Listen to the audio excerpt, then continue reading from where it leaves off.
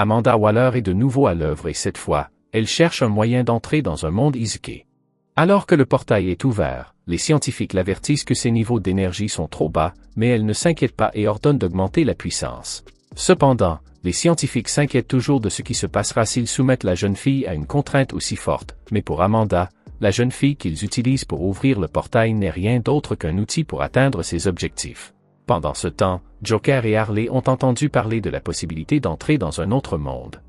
Ils se dirigent donc immédiatement vers l'installation, imaginant les ravages qu'ils pourraient causer s'ils obtenaient une capacité aussi extraordinaire. Mais avant d'arriver à destination, Harley tire le frein à main et dit à Joker qu'il devrait s'arrêter pour boire un petit verre, car il est toujours préférable d'aborder les aventures en état d'ébriété. Harley entre dans le bar, mais remarque immédiatement que quelque chose ne va pas. Elle s'approche donc du barman et lui demande où se trouve Kaji. Le barman lui répond que Kaji est enrhumé, mais en fait il n'y a personne qui s'appelle Kaji. Harley sait qu'il s'agit d'un piège. Une bagarre éclate et Harley demande à Joker de ne pas entrer.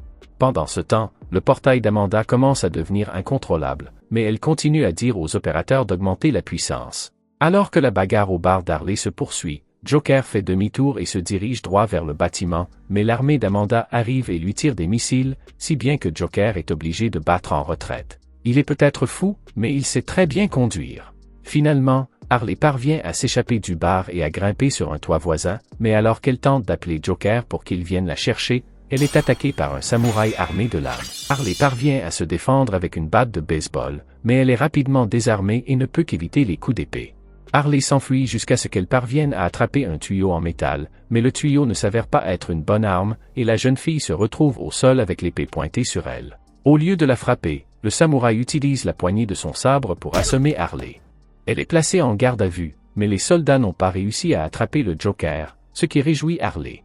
Elle se promet de sortir d'ici et de retourner voir le Joker bientôt, mais ce n'est pas pour aujourd'hui, car elle est à nouveau assommée. Pendant ce temps, le portail d'Amanda est devenu incontrôlable et après une explosion, il s'ouvre. Après avoir atteint son but, la première chose qu'Amanda fait est de tuer toute l'équipe de scientifiques. 6 mois plus tard, Amanda se retrouve dans une base isolée afin de rassembler des volontaires pour son plan isekai. Il s'agit d'une installation qui abrite des super criminels qui ont été capturés au fil des ans. Il tente de dissuader Amanda d'utiliser des super criminels pour son plan, car on ne sait pas ce qui pourrait arriver en cas de problème, mais Amanda fait taire le gardien en l'informant qu'elle a ses journaux de discussion sur Discord, et que s'il veut qu'elle les efface, l'homme doit faire ce qu'elle lui dit. Wade abandonne et ouvre la cellule où se trouve Harley. Cela ne ressemble pas vraiment à une prison, car comment peut-il avoir le droit d'avoir une pizza et une télévision?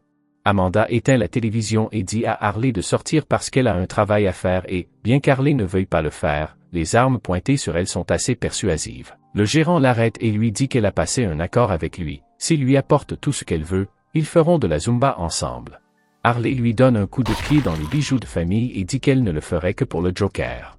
Harley reçoit alors un coup de taser et est emmenée hors des cellules. Alors que le directeur pleure ses balles de golf, Amanda s'approche de lui et lui dit qu'il doit se dépêcher, car elle a d'autres prisonniers à libérer. Le directeur la traite de folle pour avoir voulu utiliser des criminels aussi dangereux pour sa mission, mais Amanda a toujours été folle. Harley et plusieurs autres prisonniers sont envoyés à travers le portail et finalement Harley se réveille menottée à un banc. Le garçon à côté d'elle remarque qu'elle s'est enfin réveillée et Harley se fâche car elle espérait entendre la voix du Joker. Le gars se plaint d'être coincé avec une folle dans son équipe et l'autre gars dit que ce n'est pas une façon de parler à une femme. Il pense qu'il devrait déjà savoir qui il est. Harley le trouve plutôt sexy, mais elle n'a jamais entendu parler de lui. Apparemment, c'est une star de cinéma et il est en colère parce qu'ils ne le reconnaissent pas. À côté de lui, il y a un homme énorme qui porte un sac de pommes de terre sur la tête et quand il l'interroge sur ce sac, il dit qu'il le porte pour cacher son visage hideux. Maintenant que tous les membres de l'équipe se connaissent, le garde qui les surveille arrive et leur annonce qu'ils vont bientôt arriver à destination. Il diffuse ensuite un message d'Amanda indiquant que les 5 membres de l'équipe, ainsi que son agent, sont chargés d'établir et de protéger une série d'emplacements qui serviront à rechercher et à acquérir des ressources dans des territoires inexplorés. La mission ne s'annonce pas facile et, honnêtement, il commence à se demander pourquoi il devrait écouter Amanda. Elle explique qu'elle a placé des bombes dans leur cou, de sorte que si ces criminels désobéissent à ses ordres, tentent de s'échapper ou la mettent en colère, elle pourra leur faire sauter la tête quand elle le voudra. Même sous la menace d'une explosion soudaine, Deadshot ne voit toujours pas de raison d'écouter Amanda, alors elle évoque le fait qu'elle sait qu'il a une fille et qu'il pourrait facilement s'en prendre à elle et la tuer. Deadshot est furieux et jure qu'il fera payer Amanda si elle touche à sa fille, mais elle dit que ce ne sera pas nécessaire s'il fait ce qu'on lui a ordonné. Maintenant qu'ils se sont réconciliés et qu'ils ont été informés de la mission, l'agent dit à tout le monde que leur équipement se trouve dans les caisses à l'arrière du véhicule, alors il va leur enlever leurs menottes pour qu'ils puissent tous se changer. Mais avant cela, Harley dit qu'il devrait être 5, et il demande donc où se trouve le dernier membre de l'équipe. L'agent est sur le point de répondre, mais l'hélicoptère se met à trembler parce que les pilotes ont été tués. Ils finissent par s'écraser au milieu d'une bataille d'Izuke. Les chevaliers n'ont aucune idée de ce qui se passe et décident d'aller enquêter. Pendant ce temps, l'équipe a réussi à survivre à l'atterrissage en catastrophe, mais l'agent n'a pas eu cette chance. Harley saisit son épée pour se libérer et se rend à l'extérieur pour vérifier la situation. Lorsqu'elle tente de poser le pied sur le sol, elle manque de tomber, mais est heureusement secourue par Deadshot à la dernière seconde. Pendant que les autres se libèrent, le beau gosse essaie d'ouvrir la porte de l'autre côté du véhicule, mais elle semble bloquée, alors il tourne sa main et brise la porte. Ils sont tous surpris d'apprendre qu'il s'agit en fait d'un méta-humain, mais cela expliquerait pourquoi il avait un dispositif de confinement spécial. En sortant, ils sont choqués par le nouveau monde dans lequel ils se trouvent et commencent à se demander s'il est vraiment réel. On se croirait dans un film du Seigneur des Anneaux. Il demande au garçon au sac de pommes de terre s'il sait ce qui se passe, puisqu'il a dit qu'il était en mission de paix, mais il ne sait rien non plus. Il voit un chevalier se faire tuer par un groupe d'orques à proximité et, comme ils sont également humains, les orques les attaquent aussi. Harley ne comprend pas ce que disent les orques, alors le garçon essaie de leur expliquer qu'ils sont des étrangers et qu'ils ne sont pas impliqués dans la guerre qu'ils mènent. Mais les orques ne le comprennent pas et tentent de le tuer. L'intention meurtrière et l'odeur horrible qui se dégage des orques leur font comprendre que tout cela est bien réel. Les autres sont encore incrédules, mais Harley est folle de joie, car c'est exactement le genre d'aventure qu'elle a toujours voulu vivre. Soudain, un homme à moitié requin émerge de l'arrière de l'hélicoptère et commence à déchiqueter les orques comme s'il n'y avait pas de lendemain. Harley commence à abattre autant d'orques qu'il le peut, faisant preuve d'une agilité extraordinaire et, bien sûr, de folie. Le garçon au sac de pommes de terre commence lui aussi à abattre des orques grâce à son obsession pour la paix. Nous découvrons qu'il s'appelle en fait Peacemaker, faiseur de paix. Le joli garçon, quant à lui, ne veut rien avoir à faire avec ces orques puants, et tente donc de s'enfuir. Malheureusement, il ne peut pas s'échapper, alors il se transforme pour les combattre et nous découvrons qu'il s'appelle Cléphas.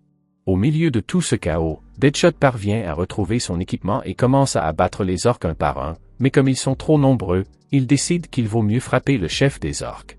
Deadshot essaie de tirer, mais certains des gardes du chef des orques se mettent en travers de son chemin. Il décide d'être créatif et saute dans les airs pour avoir une meilleure vue. Au moment où le chef orque est dans sa ligne de mire, il lui tire une balle entre les deux yeux. Leur chef étant mort, tous les orques prennent peur et s'enfuient. Une fois les combats terminés, l'armée de chevaliers arrive enfin, mais elle découvre ce qui se passe. Dès que Cléphas les voit, il veut leur expliquer la situation. Il est clair qu'ils ont été transportés dans un monde fantastique et ils pensent qu'ils seront traités comme des héros invoqués. Malheureusement, même dans ce nouveau monde, leur maison confortable est faite de murs de pierre et de barreaux d'acier, car cette fois encore, ils sont tout simplement enfermés dans une prison. Pendant ce temps, la reine de ce monde passe près d'un village en guerre et, alors que les villageois la supplient de les aider, car ils sont affamés, la reine n'en a visiblement rien à faire. Au château, les fonctionnaires royaux sont occupés à regarder les images de la bataille contre les orques et sont tous convaincus que leur succès est uniquement dû au fait que la reine s'est montrée sur le champ de bataille et a applaudi pour remonter le moral de son armée. Certains font remarquer que la reine n'a rien fait du tout et qu'il y a encore des milliers de citoyens qui meurent de faim chaque jour. Les autres fonctionnaires, quant à eux, ne voient pas pourquoi ils devraient se préoccuper du sort de ces sales paysans. C'est alors que la reine demande à tout le monde de se taire, car même si la bataille a été gagnée, elle ne la considère pas du tout comme une victoire, tant que le dernier orque de ce monde n'aura pas été éliminé.